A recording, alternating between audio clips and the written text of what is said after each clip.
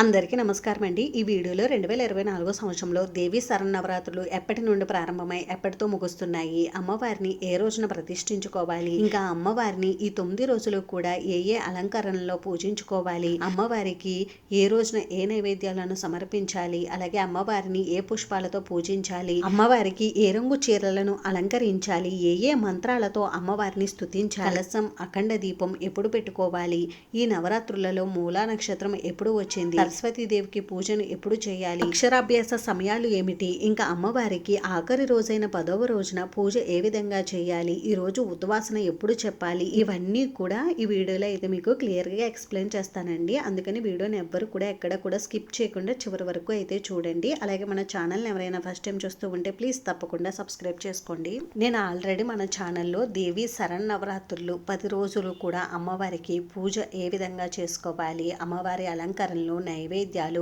పూజ సమయాలతో సహా ఒక వీడియో అయితే చేసి ఛానల్లో పెట్టానండి. అంటే నవదుర్గల రూపంలో అమ్మవారిని ఏ విధంగా పూజించాలి, విజయవాడ కనకదుర్గమ్మ అమ్మవారిని ఏ రోజు ఏ అలంకరణలో పూజించాలి అని వీడియో అయితే చేసి ఛానల్లో అయితే పెట్టానండి. అలాగే విజయదశమి ఎప్పుడు వచ్చింది, ఈ విజయదశమి రోజున అపరాజితాదేవి పూజ ఎలా చేయాలి, ఇంకా వాహన పూజ ఎలా చేసుకోవాలి, సమయాలు ఏమిటి, ఇవన్నీ కూడా నేను వీడియోలు అయితే చేసి ఛానల్లో పెట్టానండి. ఆ వీడియోలు చూడండి, మీకు అన్నీ కూడా బాగా క్లియర్గా అర్థమవుతాయి. మనకి ప్రతి సంవత్సరము కూడా 4 నవరాత్రులు అనేవి వస్తాయండి.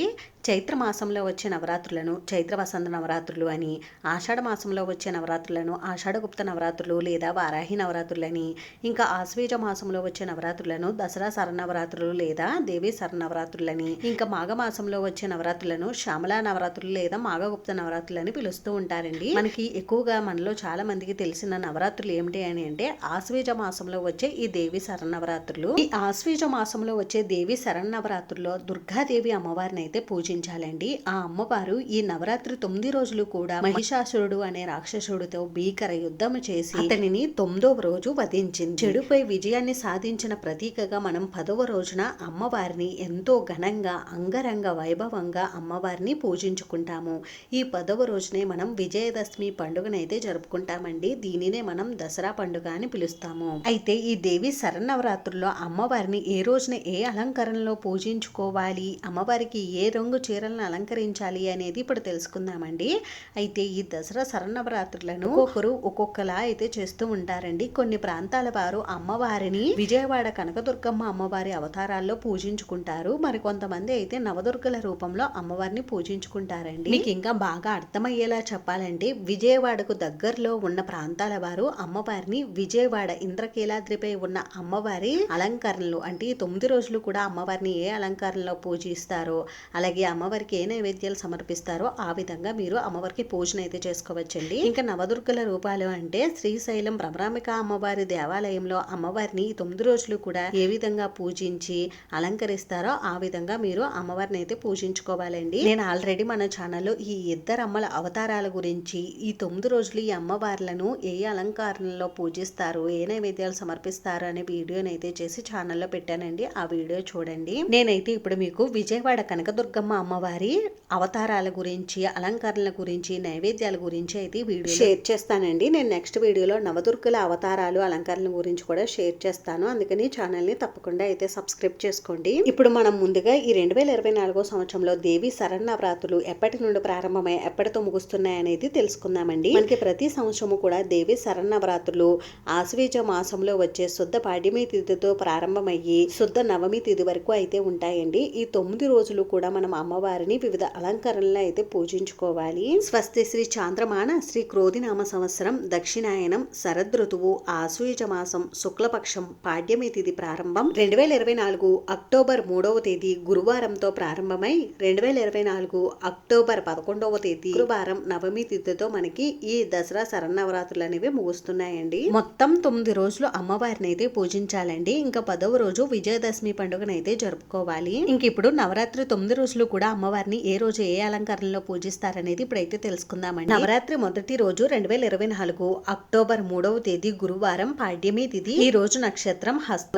అమ్మవారిని బాలా త్రిపుర సుందరి దేవి రూపంలో అయితే అలంకరించి పూజించుకోవాలి. ఈ రోజు ఉదయం ఇంట్లో అమ్మవారి పీఠ పీఠాన్ని ఏర్పాటు చేసుకుని అమ్మవారిని పూజించుకోవాలి. ఈ రోజున కలశం అఖండ దీపం పెట్టుకునేవారు ఉదయం సమయంలో కలశ స్థాపన అఖండ దీపారాధన అయితే చేసుకోవాలండి. కలశం అఖండ దీపం పెట్టుకోవడానికి శుభ సమయం వచ్చేసి ఉదయం 5:06 నుండి 9:48 లోపు మీరు కలశం అఖండ దీపారాధన అలాగే పూజ చేసుకోవడానికి అనుకూలంగా అయితే ఉందండి. ఈ సమయంలో కుదరలేని వారు ఉదయం 10:36 నుండి 12 గంటల లోపు మీరు కలశ స్థాపన అఖండ దీపారాధన అలాగే పూజ చేసుకోవచ్చు. లేదు అని అంటే ఈ రోజు అభిజిత్ ముహూర్తంలోనైనా మీరు కలశ స్థాపన అఖండ దీపారాధన చేసుకోవడానికి అనుకూలంగా ఉందండి. మధ్యాహ్నం 11:46 నుండి 12:47 లోపు మీరు కలశ స్థాపన అఖండ దీపారాధన చేసుకోవడానికి చాలా మంచి గడియలు అయితే ఉన్నాయి. ఈ రోజు అమ్మవారికి లేత గులాబీ రంగు చీరను అలంకరించాలి. ఈ రోజున అమ్మవారికి బెల్లం పరమాన్నం, నిమ్మకాయ పులిహోర, వడపప్పు పానకాన్ని నైవేద్యంగా సమర్పించాలి. ఇంకా ఈ రోజు అమ్మవారిని తుమ్మి పువ్వులతోటి, ఎరుపు రంగు గులాబీ పువ్వులతోటి, మందార పువ్వులతోటి అర్చించి పూజించుకోవాలి.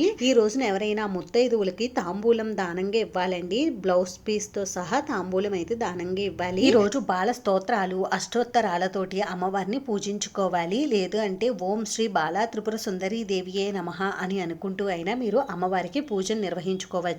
ఈ రోజున అమ్మవారిని పూజించడం వల్ల సంతాన ప్రాప్తి, శత్రుపీడ తొలుగుతుంది, అన్నింటా కూడా విజయం కలుగుతుంది, కార్యసిద్ధి, ధనధాన్య అభివృద్ధి కలుగుతాయి. ఇంకా నవరాత్రులలో రెండవ రోజు 2024 అక్టోబర్ 4వ తేదీ శనివారం. ఈ రోజు విద్యా తిథి, చిత్తా నక్షత్రం అయితే ఉన్నాయి. ఈ రోజు అమ్మవారు గాయత్రీదేవి రూపంలో దర్శనమిస్తారు. ఈ రోజు అమ్మవారు నారింజ రంగు లేదా కనకాంబరం రంగులో దర్శనమిస్తారు. ఈ రోజున అమ్మవారిని తామర పువ్వులతోటి, కలువ పువ్వులతోటి అర్చించి పూజించుకోవాలి. ఈ రోజు గాయత్రి కవచం, గాయత్రి శ్లోకం చదువుకుంటూ అమ్మవారికి పూజ చేసుకోవాలి. లేదు అంటే ఓం శ్రీ గాయత్రీ దేవియే నమః అని అనుకుంటూ అయినా మీరు అమ్మవారికి పూజ చేసుకోవచ్చు. ఈ రోజున అమ్మవారికి అల్లం గారెలు, గుగ్గిళ్ళు, దద్దోజనాన్ని నైవేద్యంగా సమర్పిస్తారు. ఈ రోజున ముత్తైదువులకి ఎరుపు రంగు గాజులను దానంగా ఇవ్వాలి. ఈ రోజున అమ్మవారిని పూజించడం వల్ల కుటుంబ సభ్యుల్లో ఎవరికైనా అనారోగ్య సమస్యలు ఉంటే అవి తగ్గుముఖం పడతాయి. అలాగే మనలో తేజస్సు వృద్ధి చెందుతుంది. దేవి నవరాత్రులలో 3వ రోజు 2024 అక్టోబర్ 5 శనివారం, తదియా తిథి, స్వాతి నక్షత్రం. ఈ రోజు అమ్మవారు అన్నపూర్ణాదేవి రూపంలో దర్శనమిస్తారు. ఈ రోజున అమ్మవారికి దద్దోజనం, కట్టె పొంగలిని నైవేద్యంగా సమర్పించాలి. ఈ రోజు అమ్మవారు గంధం రంగు చీరలో అయితే దర్శనమిస్తారు. ఈ రోజున అమ్మవారిని మల్లె పువ్వులు, పొగడ పువ్వులతోటి అర్చించి పూజించాలి. ఇంకా ఈ రోజు అమ్మవారిని అన్నపూర్ణ స్తోత్రం, అన్నపూర్ణ కవచం పఠిస్తూ అమ్మవారికి పూజను అయితే నిర్వహించుకోవాలి. లేదు అని అంటే ఓం శ్రీ అన్నపూర్ణ దేవియే నమః అని అనుకుంటూ అయినా మీరు అమ్మవారికి పూజ చేసుకోవచ్చు. ఈ రోజున అన్నదానం చేస్తే చాలా మంచిది. ఈ రోజున అమ్మవారిని పూజించడం వల్ల ధనధాన్యాల వృద్ధి, ఇంట్లో తిండికి బట్టకు ఎటువంటి లోటు లేకుండా ఉంటుంది. అలాగే కుశలత, వాక్శుద్ధి, బుద్ధి వికాసము, సమయస్ఫూర్తి లభిస్తాయి. ఇంకా నవరాత్రులలో 4వ రోజు 2024 అక్టోబర్ 5 చవితి తిథి, విశాఖ నక్షత్రం. ఈ రోజు అమ్మవారు లలితా త్రిపుర సుందరీ దేవి రూపంలో దర్శనమిస్తారు. ఈ రోజున అమ్మవారికి బంగారు రంగు చీరను అలంకరిస్తారు. ఈ రోజు అమ్మవారికి బెల్లం పరమాన్నం, పూర్ణాలు, దద్దోజనాన్ని నైవేద్యంగా సమర్పించాలి. ఈ రోజున అమ్మవారిని ఎరుపు రంగు కలువలతోటి, మందారాలతోటి, గులాబీలతోటి పూజించి అర్చించుకోవాలి. ఈ రోజున లలిత సహస్రనామాలు, లలిత అష్టోత్తర శతనామావళి చదువుకుంటూ అమ్మవారికి పూజ చేసుకోవాలి. లేదు అంటే ఓం శ్రీ లలితా త్రిపుర సుందరీ దేవియే నమః అని అనుకుంటూ అయినా మీరు అమ్మవారికి పూజ చేసుకోవచ్చు. ఈ రోజున ఎవరికైనా లలితా సహస్రనామ పుస్తకాలు దానంగా ఇవ్వాలి. ఈ రోజున అమ్మవారిని పూజించడం వల్ల అఖండ కీర్తి, సౌభాగ్యం కలుగుతుంది. ఇంకా నవరాత్రులలో 5వ రోజు 2024 అక్టోబర్ 7 సోమవారం, పంచమి తిథి, అనురాధ నక్షత్రం. ఈ రోజు అమ్మవారు మహాచండీదేవి రూపంలో దర్శనమిస్తారు. ఈ రోజున అమ్మవారికి పసుపు రంగు చీర లేదా బంగారు రంగు చీరను అలంకరిస్తారు.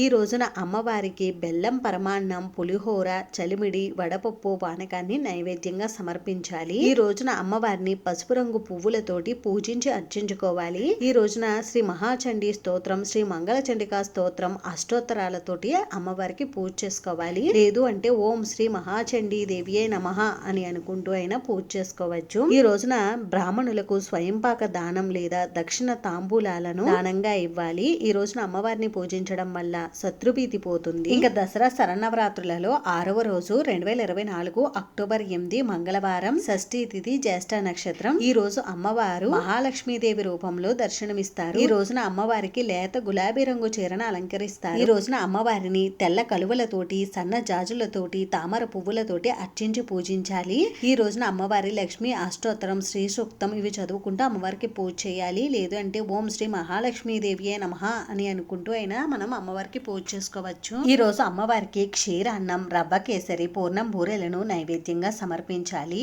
ఈ రోజున మీ శక్తి కొలది దక్షిణ తాంబూలాదులను దానంగా ఇవ్వాలి. ఈ రోజున అమ్మవారిని పూజించడం వల్ల కార్యప్రాప్తి, ధన ప్రాప్తి కలుగుతాయి. ఇంకా నవరాత్రులలో 7వ రోజు 2024 అక్టోబర్ 9 బుధవారం, సప్తమి తిథి, మూలా నక్షత్రం ఉన్న రోజున మనం అమ్మవారిని సరస్వతీదేవి రూపంలో ఆరాధిస్తాము. ఈ రోజున అమ్మవారు సరస్వతీదేవి రూపంలో దర్శనమిస్తారు. ఈ రోజున చిన్నపిల్లల చేత సరస్వతి పూజలు చేయించడం, అలాగే అక్షరాభ్యాసం చేయించడం చాలా మంచిది. ఈ రోజున చిన్నపిల్లల చేత అక్షరాభ్యాసం చేయించడానికి శుభ సమయం వచ్చేసి ఉదయం 9:03 నుండి 9:27 వరకు అయితే శుభ సమయం ఉందండి. ఈ సమయంలో కుదరకపోతే సాయంత్రం 4:07 నుండి 4:30 లోపు మీరు చిన్న పిల్లల చేత అక్షరాభ్యాసాన్ని చేయించుకోవచ్చు. అలాగే మీ ఇంట్లో చదువుకునేటటువంటి పిల్లలు ఉంటే వారి చేత ఈ సమయంలో అమ్మవారికి పూజ చేస్తే చాలా మంచిదండి. ఈ రోజున అమ్మవారు తెలుపు రంగు చీరలో దర్శనమిస్తారు. ఈ రోజున అమ్మవారిని తెలుపు రంగు పుష్పాలతోటి, మారేడు దళాలతోటి పూజించి అర్చించుకోవాలి.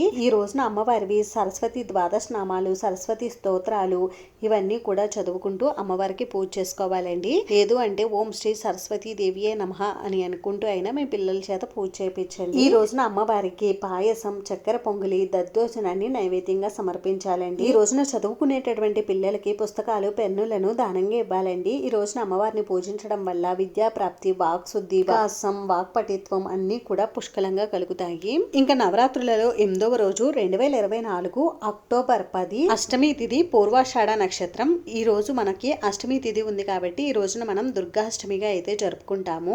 ఈ రోజున అమ్మవారు దుర్గాదేవి రూపంలో దర్శనమిస్తారండి. ఈ రోజున అమ్మవారు ఎరుపు రంగు చీరలో దర్శనమిస్తారండి. ఈ రోజున అమ్మవారికి పులగం, కదంబం, పులిహోరని నైవేద్యంగా సమర్పించాలి. ఈ రోజున అమ్మవారిని ఎరుపు రంగు గులాబీలు, మందార పువ్వులతోటి, అక్షింతలతోటి పూజించి అర్చించుకోవాలి. దుర్గా సహస్రనామాలు, దుర్గా స్తోత్రం, దుర్గా సూక్తం వీటిని చదువుకుంటూ అమ్మవారికి పూజ చేసుకోవాలండి. లేదు అంటే ఓం ధూమ్ దుర్గాయే నమః అని అనుకుంటూ అయినా మీరు అమ్మవారికి పూజ చేసుకోవచ్చు. ఈ రోజు ఎరుపు రంగు చీరను దానంగా ఇవ్వాలి. ఈ రోజున అమ్మవారిని పూజించడం వల్ల శత్రువులపై విజయం కలుగుతుంది. ఇంకా నవరాత్రులలో 9వ రోజు 2024 అక్టోబర్ 11 శుక్రవారం, నవమి తిథి, ఉత్తరాషాఢ నక్షత్రం అయితే ఉన్నాయి. నవమి తిథి ఉన్న రోజున మనం మహర్నవమి పండుగను అయితే జరుపుకుంటామండి. ఈ రోజున అమ్మవారు మహిషాసుర మర్దినీ దేవి రూపంలో దర్శనమిస్తారు. ఈ రోజున అమ్మవారు కాఫీ రంగు లేదా నీలి రంగు చీరలో అయితే మనకి దర్శనమిస్తారు. ఈ రోజున అమ్మవారిని నల్ల కలువలతోటి, శంఖం పువ్వులతోటి పూజించి అర్చించుకోవాలి. ఈ రోజున మహిషాసుర మర్దినీ దేవి స్తోత్రం లేదా ఓం శ్రీ మహిషాసుర మర్దినీ దేవి అయి నమః అని అనుకుంటూ మనం అమ్మవారికి పూజ చేసుకోవాలి. ఈ రోజున అమ్మవారికి చింతపండు పులిహోర,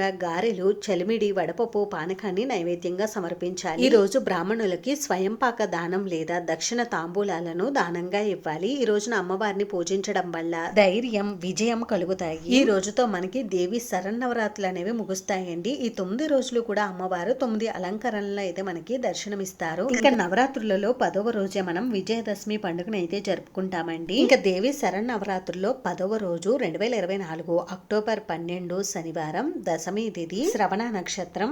ఈ రోజున అమ్మవారు శ్రీ రాజరాజేశ్వరి దేవి రూపంలో అయితే మనకి దర్శనమిస్తారు. ఈ రోజు అమ్మవారు ఆకుపచ్చ రంగు చీరలో దర్శనమిస్తారు. ఈ రోజున అమ్మవారిని వివిధ రకాల సుగంధభరితమైన పుష్పాలతోటి, ఎరుపు రంగు పుష్పాలతోటి పూజించి అర్చించుకోవాలి. ఈ రోజున అమ్మవారికి శాకాన్నం లేదా మహా నైవేద్యాన్ని నైవేద్యంగా సమర్పించాలండి. అంటే మనం ఈ 9 రోజులు కూడా అమ్మవారికి ఏ నైవేద్యాలను అయితే సమర్పించామో ఆ నైవేద్యాలన్నీ కూడా ఈ రోజు సమర్పిస్తారు. ఈ రోజున అమ్మవారిని శ్రీ రాజరాజేశ్వరి అష్టకంతో కానీ ఓం శ్రీ రాజరాజేశ్వరి దేవియే నమః అని అనుకుంటూ మనం అమ్మవారికి పూజను అయితే నిర్వహించుకోవాలి. ఈ రోజు ఎవరికైనా ముత్తైదువులకు పూల మాలలను దానం చేస్తే చాలా మంచిదండి.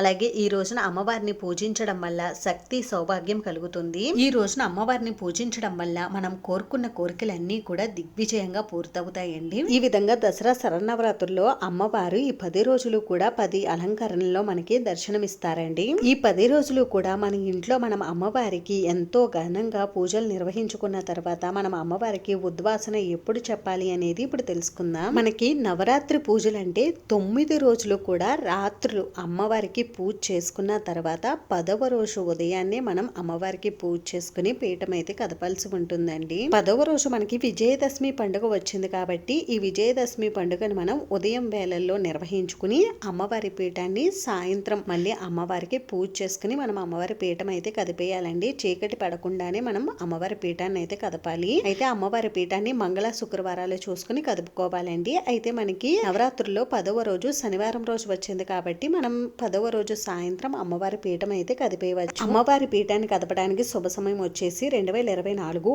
అక్టోబర్ 12 శనివారం సాయంత్రం 3:19 నుండి సాయంత్రం 5:11 లోపు మీరు అమ్మవారి పీఠాన్ని అయితే కదపవచ్చు. ఇంకా మీకు ఈ వీడియోలో ఎక్కడైనా డౌట్స్ ఉంటే నాకు కామెంట్ చేయండి, రిప్లై ఇస్తాను. ఈ వీడియో మీకు నచ్చితే ప్లీజ్ లైక్ చేసి షేర్ చేసి సబ్స్క్రైబ్ చేసుకోండి. Thanks for watching.